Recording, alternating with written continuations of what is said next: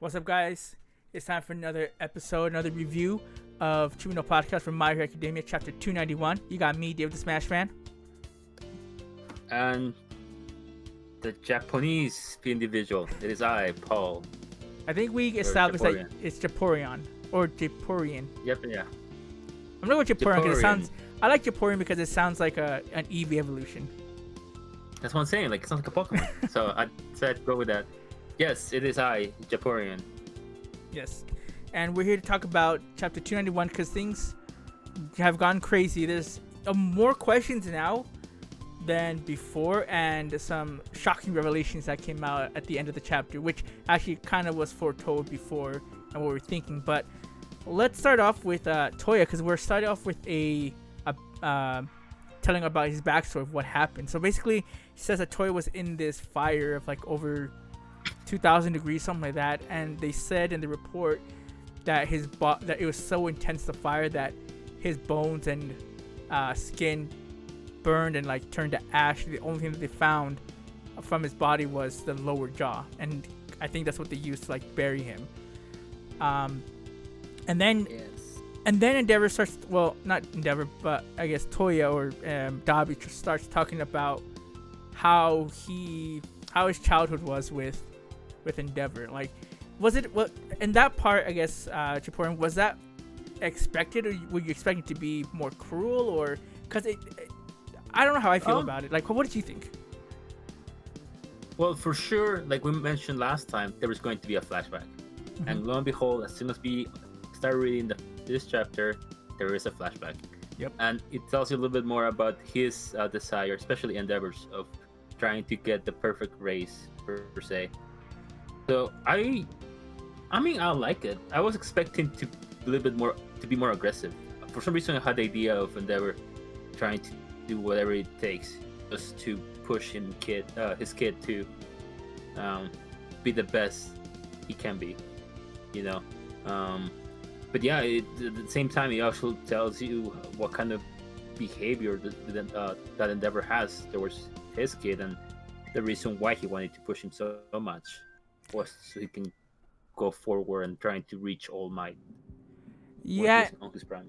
And what was interesting about it was that Endeavor, he saw the potential in Toya, and it didn't seem like Toya was pushed as hard as Shoto was, or the other kids. And even like it talks about how when Fuyumi was born, that he was all right with the fact that she didn't have both fire and ice, and he was okay with just Toya being how strong he was, because with that type of power that raw power that he had, he could reach the heights and everything that Endeavor could never do. But then in one of the panels, we see that Dabi inflicts damage on himself, which I've never seen before with Shoto or Endeavor. I mean, like, we know they can overheat, and so I don't know if this was overheating, but like you see one part, he's like shooting the fire in his hand, and then all of a sudden it burns his forearm. So it was interesting to see how like self-destructive that fire could be. And as that flashback ends, we get the I guess the live stream of what he's putting on TV and in all the news stations about how he is actually the son of Endeavor. Endeavor doesn't believe it. He's like, no, you're lying. He's like, nope, it's true. I have the DNA test to prove it, because he got it from a fight previous. And he says like this might not be enough to convince people, because he could just be, pulling it up and just trying to have these wild accusations, which, I mean, that's obviously true. But then he presents another thing, which I didn't know was videotaped. What was that, Paul? What videotape did he have? Oh, well, like, what his goal is trying to tarnish the reputation of both heroes. So starting with Endeavor, of course, being his dad and all the things that he has done to him. But then I guess there was a recording in which Hawks kills twice, and that was quite a surprise, because we didn't know there was a recording of this. No. But the way that his goal is, trying to tarnish all the number 1, number 2 heroes, and to tell the people that, heroes are also horrible individuals, that, well, they should know their heroes before elect them, and before they get all the glory as well. And we also find out that Hawks is dad was like a robber and a murderer as well, which was never told to anyone, and that it was Endeavor who took down the father, or I don't know if they said if he killed him or not, but because of that, he took Hawks under his wing. And so that explains why Hawks is so, he admires Endeavor so much, is because he's the one that basically saved him from his dad. I mean, it never explains if the dad was abusive or anything towards Hawks, but it put Hawks at least on the path to become a hero. But yeah, like you're saying, like they're trying to pour this bad lighting on the heroes, and you even see that one kid. I call him Natsu because he looks like Natsu in the anime from Fairy Tail, but that one kid that's like a big fan of Endeavor, right? You saw him in the manga, in the chapter. Yep. And he's even saying like, oh, go ahead. I was gonna say like he can't be all, but yeah, I think Dabi also throws another bomb at the very beginning that according to all the information that he got, he confirmed to the people that Hawks also killed the number 3 hero, Best Genius. Genius. Yes, and when I first read that at particular points, like no, it can't be true. Like we kind of knew what was going on. We know that Best actually got that. You haven't seen him in forever, so people thought for sure that he's gonna be dead, and that was quite a revelation at that particular point, which was kind of shocking. But at the end, they kind of throw you away from that particular experience, and it shows that no, he's not actually dead, he's alive. Yeah, that was so cool. It's like, sorry for reporting late, like Best Genius is back starting today, and I was like, yes. So this was kind of foretold, like I think 2 or 3 chapters ago, because I think it was a chapter with Toga and Uraka where you see a plane and they're talking and they're saying someone's gonna jump down, and that's all it was. It was like 2 pages maybe, and you're like, who the heck could this be? A lot of people thought it was gonna be Best Genius or someone coming for reinforcements. And so yeah, and it's tricky, like we mentioned before, that you thought that he's actually dead when you first read it. When I first read the beginning of the chapter, like, oh, so he is actually dead for sure. But then, nope, it was a psych, and you end up noticing that he's still alive and ready for some action. So it's exciting. Yeah. So now here's a question I have for you. Before we even end this, but we still have a lot to talk about. But what do you think this will do to? Do you think this will help discredit Dabi? Because like Dabi said some things, like he said that he has a video of Hawks, but he has no physical or any recordings of Hawks killing, or quote unquote killing Best Genius. It's just what Dabi says. But now we see Best Genius not. So do you think that's gonna help discredit and not put not put doubt in the heroes, as Dabi's plan? That's what his plan was to do. I think it's going to divide people. I think all the information and knowing that Best Genius is alive, some people they're gonna say, well, everything that Dabi is trying to fabricate is a lie. But I can also see some other individuals who know how Endeavor was in the past, or maybe know about their history, to see, well, yeah, maybe this is true as well. So there's gonna be a conflicted side of individuals who are trying to protect the heroes and people that are going against the heroes, based on all the information that Dabi shared to the world. So. Right. So here's another question. I don't know if you caught on to this, but as he was finishing and as he was about to attack Endeavor, you saw Endeavor was just still. He just really couldn't believe all the information that he had just received, and he wasn't moving. And Shoto was trying to be like, "You go save, Midori and Bakugo, and we'll take care of the rest." And he's trying to get Endeavor to move. And I don't know if you caught this, but he's yelling to him to move, like, "Why don't you move and move?" And you see, and you've never seen this before. You see, Shoto like cry as he's like yelling to Endeavor. So here is where I want to talk a little bit. Like, why do you think he's crying? I mean, mostly because of shock, I will assume, and maybe relief as well, because according to him, he thought he was dead. They only found one particular piece of Dabi there, so maybe in a sense he's kind of shocked and cried because my kid is alive, but at the same time maybe he's being conflicted by the choices that Dabi is making in order to completely tarnish Endeavor's reputation as well. I mean, from what I'm able to see, and I'm hoping. Well, I don't know if this is going to be true or not, but I think Endeavor's going to have a really.